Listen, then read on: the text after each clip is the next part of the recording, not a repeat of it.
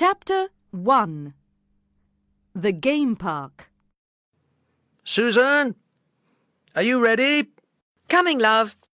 Hey, David. What's up? We're going on a picture safari to the Hluluwe Reserve. George is going to be our guide. Ah, the Hluluwe Umfolozi Park. It's the park of the Big Five. Rhinos, elephants, leopards, lions and buffalo. It's wonderful. How long are you staying? Not long, just for the weekend. We're sleeping in tents. OK. Sit in the back with the baby. I'll drive. And I'll sit in the front next to you, David. Bye. Have a nice time. And don't forget to take pictures. See you on Monday. Bye.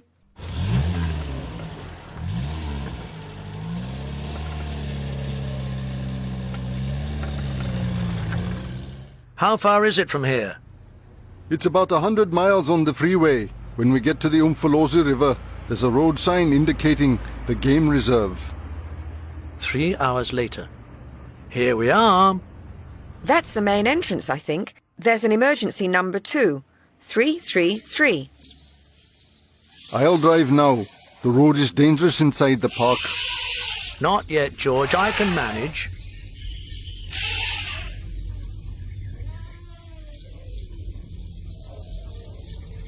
Wow. Look at that leopard.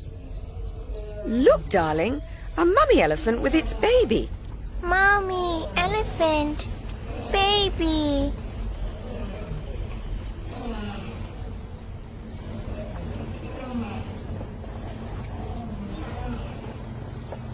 I want to take a picture of those rhinos. And there's a lion down there. We can't stop here, David. It's dangerous. Hold the steering wheel while I... No, David, wait. Watch out. There's a hole in the road. No! Ouch! No, David! Help!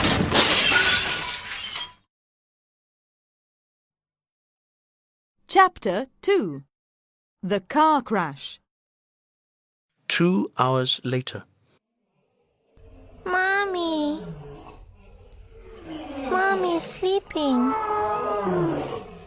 Mommy, elephant. Baby, elephant. Late in the afternoon. Where am I? What am I doing here? Oh, my God. Help. I must call for help. A mobile phone. Emergency number 333. Hello? Hello? Can you hear me? Please help me. There are 2 people in a jeep here. They're hurt very badly. Please, please. Where are you exactly? I don't know. Please, please.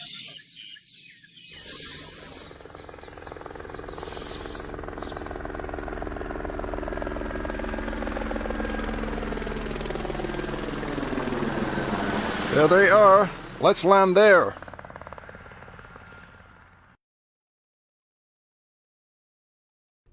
The Durban Gazette. Sunday, March 18, 1988. 2 killed in a car crash inside Umfolozi Park. Child disappeared. English researcher David Miller and South African George Wachira died yesterday in a car crash inside the Umfolozi Game Reserve. The police are looking for Mr. Miller's 2-year-old son, Danny, who was in the jeep with the 2 men and Mr. Miller's wife, Susan McKinley, but there is little hope of finding him alive. The woman also seems to have disappeared.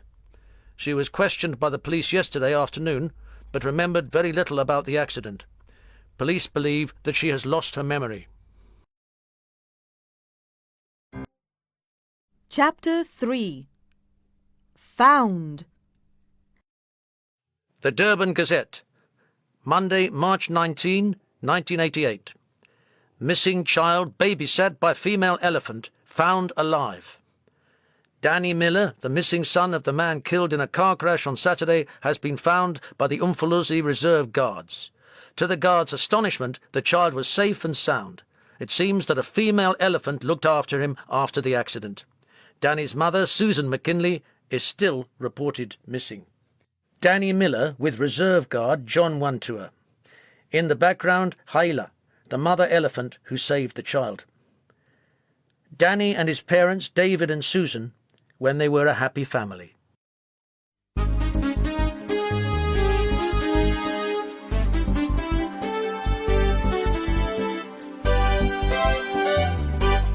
Danny Miller, the 2-year-old boy who was found alive in the bush last Sunday, has been assigned to the local social services department. Mrs. Robina Oak, who is in charge of the case, is with us tonight. Good evening, Robina. Good evening. What can you tell us about this case? Where is Danny now? Well, he's at Durban Orphanage at the moment. Hasn't Danny got any relatives? Well, he's got an old grandfather in London. That's Danny's father's father. But he's ill and can't take care of the boy, of course. And there are no relatives on the mother's side. Susan McKinley was an orphan herself. She was born in Scotland, but moved to London when she was 19. She married David Miller 3 years ago in London, and after that the couple moved to South Africa. Meanwhile, at Johannesburg International Airport,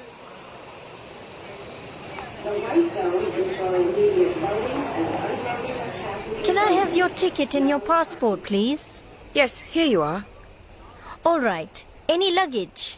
No, just hand baggage. Have a nice trip, Mrs. McKinley. Thank you. on the plane. Welcome on board British Airways flight BZ573 to London Heathrow. 3 hours later. Danny, David, no, no! Are you all right, madam? Oh, yes, I'm sorry. It was just a bad dream. Can I have a glass of water, please? Excuse me, have we met before? Your face looks familiar. I'm from Natal. Natal? No, sorry, I've never been to Natal. I'm from Scotland, actually. Ladies and gentlemen, this is your captain speaking. We're beginning our descent to London Heathrow. In London, the weather is fine, sunny and a bit windy, and the temperature is about 12 degrees centigrade. The local time is 2:45. I hope you have enjoyed your trip. Thank you for travelling British Airways.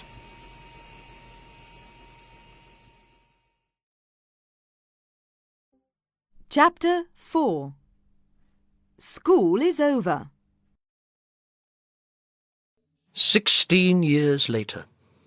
Let me congratulate this year's students for their matric results. Most of you have passed the exams and a few students have obtained excellent marks.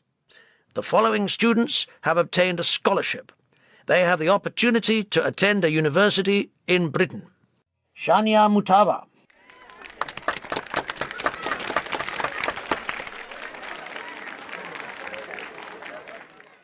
Congratulations, Shania. You're the best student in our school. Shania is going to Norwich University. And let me just say a few words about this student. You all know Samuel Msibi. Samuel has been a brilliant student for many years and a sports champion too. His teachers are proud of him, and we all know that life hasn't been easy for Samuel. Samuel is going to Norwich University with Shania. He's going to do a degree in social studies. Congratulations, Samuel. We wish you all the best for the future.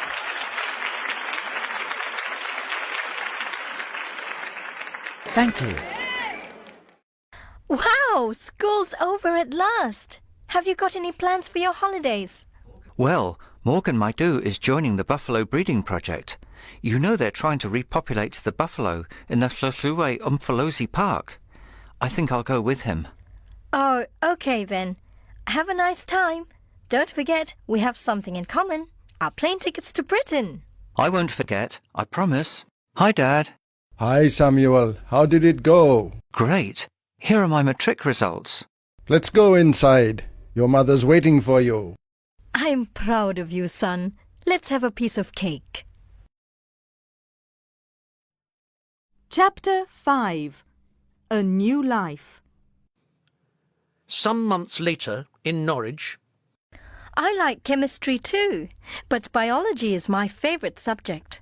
Hey, look, there's Tracy. Hi, Tracy. You weren't at the sociology class this morning. No, I was busy working at a fundraising event. A what? Don't you have any fundraising events in your country? Well, no, I don't think so. What are they? Well, it's a way of raising money. I'm working for a charity. Oh, I understand now. Charities are organisations which help poor people. Well, not only poor people, people who are sick or in need. And what about this fundraising event? We're going on a bike ride in the Hebrides. You know, the islands north of Scotland. We're cycling all around the islands and going up to Taransai. Look, I've got a map here. Wow. Can anybody take part? Yes, of course, provided you can cycle. Hey, why don't you two come? It's at the end of June when we finish classes at the university. Well, thanks, but I'm no good at cycling. You can go, Samuel. You know, Tracy, Samuel was a cycling champion at school. Great. We need people like you, Samuel. By the way, who are you raising money for? War orphans. Oh, orphans. I see. Well, I've got to go now. I'm in a hurry. Bye. Hey, Shania, what's the matter with Samuel? I didn't know he was moody. Well, it's not a question of being moody. Samuel's an orphan himself. He lost both his parents in a car crash when he was a baby, or so it seems. Oh, I see. Chapter 6. Getting ready for the trip. Dear Mum and Dad, as I told you in my last email, tomorrow I'm leaving for the Outer Hebrides. We're going to Inverness by train, and then we'll start our bike ride from the island of Lewis. We aim to land on islands like Taransay, St Kilda and Scarp, which the ferry can't get to. Our transport will be a marine research vessel. I'm really looking forward to seeing these wild and remote places. It'll be a wonderful experience. You both know how important it is for me to do something for children who haven't been as lucky as me. We've found a few well-known sponsors for this event, an English company that produces organic food, a famous chain of supermarkets, and a publisher of children's books. This means we're going to raise quite a lot of money. I'll try to get in touch with you by phone, because I don't think I'll find many internet cafes on the islands. I'm waiting for Shania. She's got a new boyfriend, a boy from Norwich, who is studying to become a journalist. She seems very happy, and I'm really pleased for her. Hugs and kisses to both of you. Samuel. Coming! Hi, Shania. Hi, Sam. How's life? Well, I'm a bit excited. Hey, what a mess. Haven't you finished packing yet? Well, I was waiting for you. I thought you could give me a hand. I knew it. Okay, let's see. What goes in the backpack? 2 pairs of pants, 2 sweaters, pair of sports shoes, some t-shirts, and some underwear. Oh, you were writing an email. Yes, to Mum and Dad. They were a bit worried, and the strange thing is that I had a dream last night. I was on one of the islands, and I felt as if I'd lived there for a long time. It was really weird. Oh, come on, Sam. It was just a dream. Chapter 7. The Dream. It's the 6th day of the trip. The group is now on the boat that will take them to the last island of their tour, Taransay.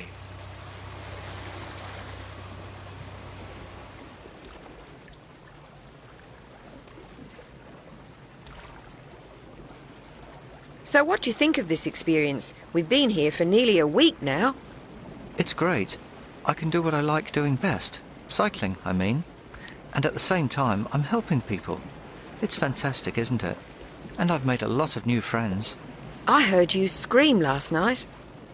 Did I? I had a nightmare. Oh, what's it about?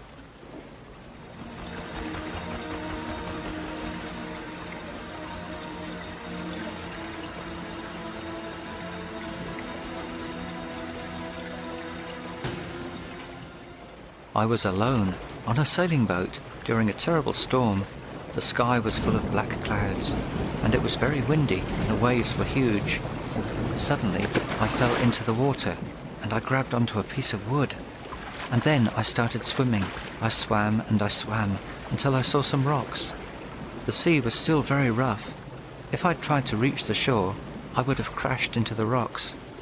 I was exhausted, and I was about to drown. Suddenly somebody appeared on a rock. It was a strange figure, wearing a long robe with a hood. I couldn't say whether it was a man or a woman. I held out my hands for help. If only that person had in turn held out his or hers, I would have been saved. But that didn't happen. The figure didn't move a finger. It remained motionless, and I drowned.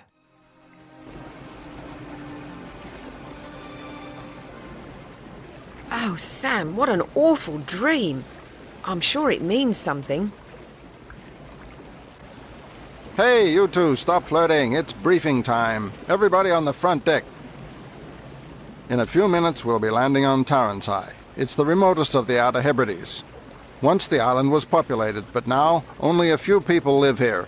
We'll be staying there for 3 days. Oh gosh, What's the matter? they look like the rocks in my dream. Come on, Sam. It was only a dream. Chapter 8. A Dangerous Ride. Is the island inhabited? Well, there's a B&B on the other side of the island, but it's open only for the summer season. The owner is a woman. I wonder how she can live there alone during the winter. Alone? Yes, people say she's a bit strange. She's tough anyway. Look, there she is. She's probably been shopping in Harris. What's the B&B called? I'm not sure. The Reserve, I think. Come on, Sam. Let's get a move on. Later, at the camp, Where are you going? You're not supposed to leave the group. Come on, Tracy. I just want to have a look around. Are you coming? Okay. Wow, the view is great. Hey, what are those animals in the sea? They must be seals.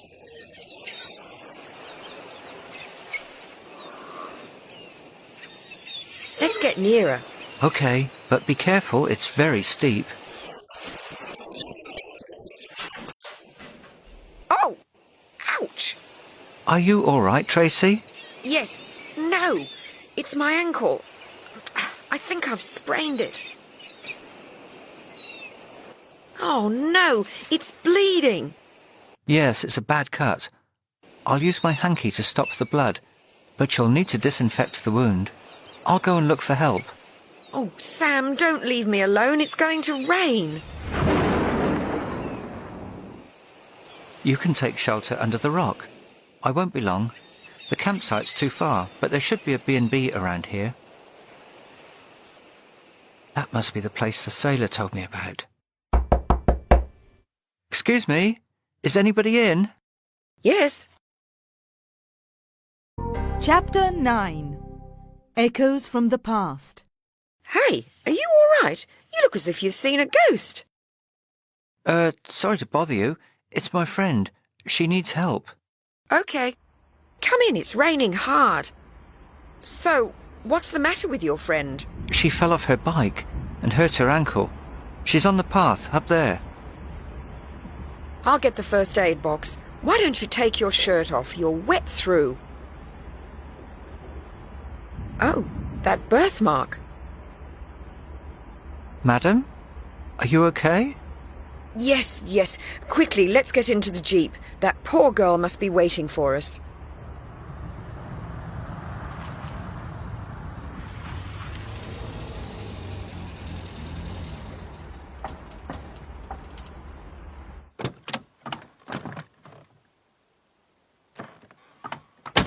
Hello, don't worry. Let's see your ankle.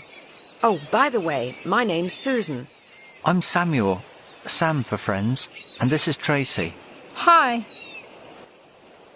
You're lucky. The cut isn't serious, and your ankle isn't broken.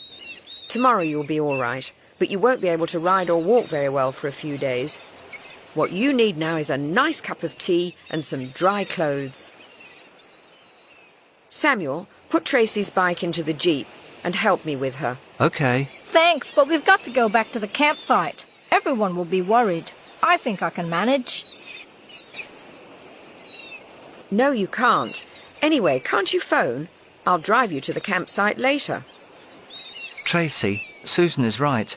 We can get in touch with Mark. I've got his mobile number. Later at Susan's. And so you live here alone? I'm not alone, actually. I've got 3 dogs, 10 sheep, and loads of other animals to keep me company. Were you born on the island? No, I came here a long time ago. More than 10 years ago. This place is called the Reserve, isn't it? It's a bit unusual. Unusual? Why did you decide to move here? Why? Oh, it's a long story. Well, I think I'd better drive you back to the camp, or they'll think you've been kidnapped. Chapter 10. A Nightmare Speaks the Truth. Late that night,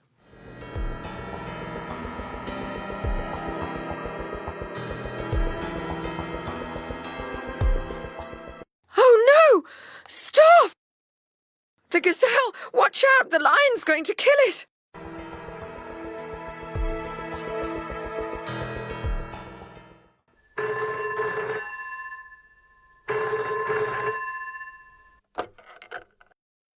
hello? John, is that you? Sorry to wake you up, but you know that dream? The one with the gazelle being killed by the lion? I've just had it again. And that heart-shaped birthmark. Okay, Susie, calm down. I told you that your past would come back sooner or later. Try to relax now. Take one of the pills I gave you and come to my surgery tomorrow afternoon. Thank you. I feel so bad. And this time it's going to be even worse. Do you want me to come round to your place? No, I'm okay. Don't worry. I'll go for a walk along the shore. That'll help me. Diggy, come here. Hello? Ah! Who are you? It's me, Samuel. I came to your house yesterday morning with the girl who hurt her ankle, remember? Oh, yes, Samuel. For a moment I thought you were a ghost. What are you doing here? I couldn't sleep, so I decided to go for a walk. How funny. I couldn't sleep either. Look at Diggy. He isn't always so friendly with strangers. Yesterday you said you were from South Africa. Where exactly? Natal, Durban, to be precise. Ah, Durban. I see. Do your parents live there? Yes, they do. Well, they're not my real parents, actually. I was adopted when I was a baby. My parents died in a car crash, and I didn't have any relatives. What is he doing here with that woman? Hey, Susan, what's the matter? Nothing. Don't worry, I'm all right. I've got to go now. Bye. Chapter 11. Susan's memory comes back. The next day, at Harris Hospital... Hello, Susan. Are you feeling better? I don't know. I feel a bit queer. Dizzy. It's that boy, Samuel. And that birthmark on his shoulder. Okay, Susan. Lie down and close your eyes.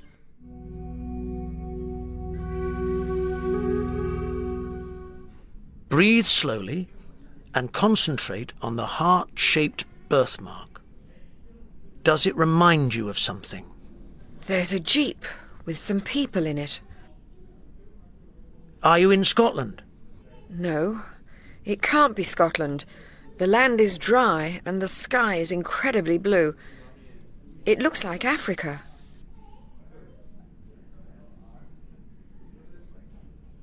Can you see the people in the jeep? 2 black men and a woman. A white woman. And a child. Is it a boy or a girl? It's a boy. And, oh my God, that birthmark.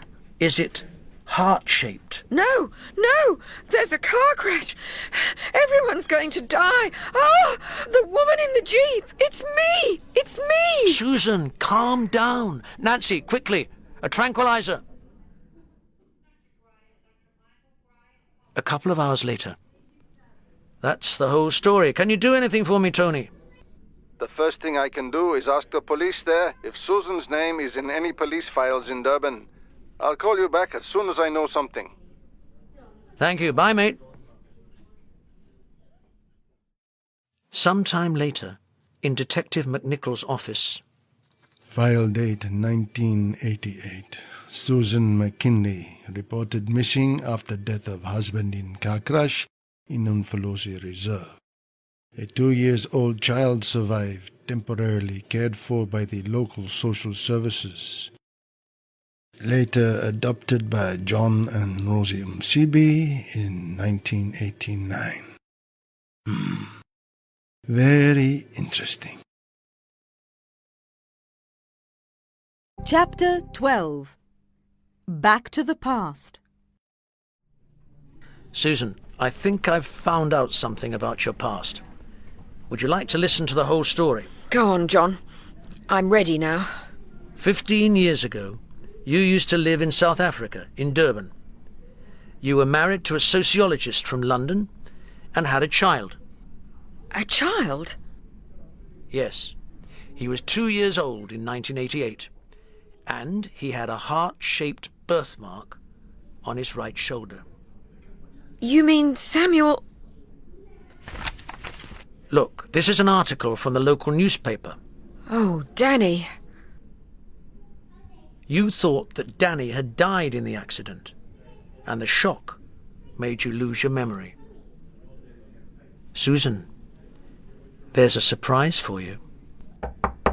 Come in. Samuel! Danny! Susan! Mum! Everything's so incredible! Calm down, Susan. It's all over now. A couple of weeks later... How long are you staying in Natal? 4 weeks. I want to see the places I used to live in. And meet Sam's parents, of course. And I'd like to go sightseeing in your beautiful country. Come on, Tracy. A month isn't that long. But promise me that you'll email me every day. You know I'm going to miss you a lot. I'll miss you too. Last call for passengers flight BA-SA 693 to Durban, boarding at gate 23. Bye! Have a nice flight. Bye! Have you called your parents to tell them that the plane is delayed? Yes, just before boarding. Don't worry, Susan. Have you switched your mobile off? Come on, Susan, relax. Everything's going to be all right.